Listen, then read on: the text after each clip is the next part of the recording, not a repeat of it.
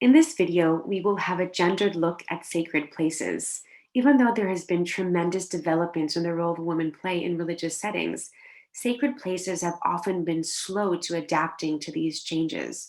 While some religious denominations offer full equality during prayer, for example, in the UK, most mosques still don't even have a women's section. So, in this video, we have asked different men and women to share how they negotiate gender in their sacred spaces.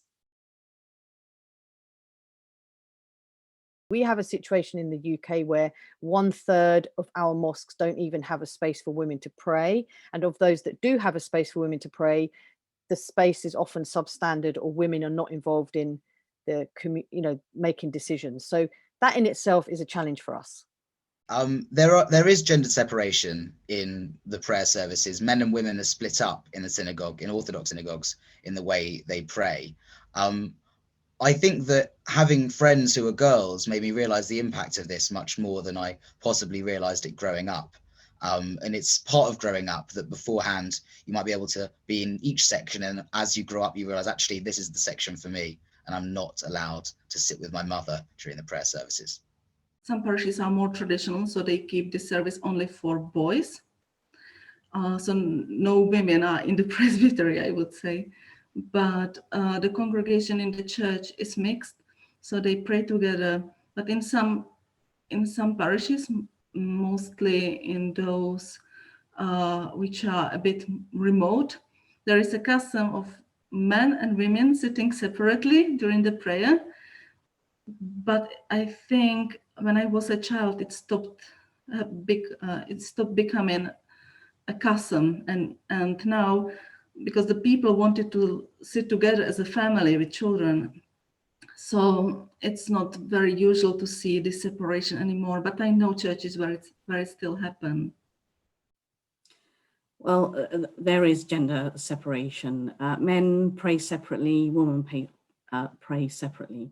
And so I think a lot of people find it quite difficult to understand that, but that's all we're supposed to be focused on, not what's going on around us, who we're seeing.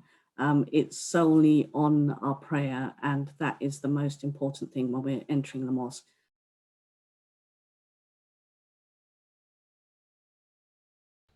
I think when I used to attend summer camps with my youth group, we always, when we were setting up the synagogue wherever we were staying, there were always questions of where do we put the barrier between the men and the women? Will it be at the front and the women sit at the back, or will it be long ways so there's equality between the two? In more recent times, this has been something that I might be quite passionate about, actually, that we have an equality and it's rather split equal half and half as rather in front and behind. I wanted to be a minister when I was a girl, and it wasn't an option for me that time, because nobody would think it's normal for girls to be ministers. And so I always was the singing member of the choir, because there was no other way of being active during the worship. And I'm always happy to see the mixed congregation in the church, because I don't believe that men need to be given some special service options, because there is no gender in front of God. We are all his children. So there are some UK mosques that have very much a segregated space, and often the complaint that we hear when we gather stories of women's experiences is that the space is much smaller, it's not as good as the men's space. And so that is, of course, a shame. It says a lot then about how women are made to feel in those spaces. And I think in terms of decision making, there is also a lot of work to do. Most of the leadership are male, so women are not actually involved at the table making decisions about these spaces, which I think does also have an impact. Cambridge is one of the very, very few mosques that actually allow men and women to pray separately, but in the main prayer hall together.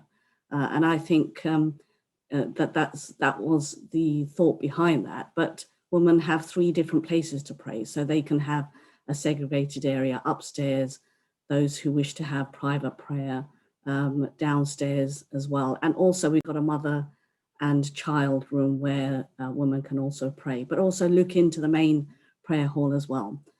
So there are 3 different areas, and obviously the most popular area for women is in the main prayer hall. And today what we see in even the most mainstream United Synagogue Orthodox communities in the UK is women serving as chair people of the synagogue, maybe standing up and speaking and taking part of some women-only religious ritual things, like reading the Book of Esther as women or having a Simchat Torah celebration as women. In my particular world, I feel like I'm really pushing that boundary from the other side, maybe from the more left side of that, by studying to be a rabbi, by being part of a religious community called a partnership minyan, because it's a partnership between men and women leading services. And we basically split the leading 50-50. And I think what I'm doing and people in that community is doing is moving the goalposts, creating a different kind of way of being Orthodox, which is maybe not yet accepted within the mainstream, but is pulling things in that direction in a slow and hopefully respectful way.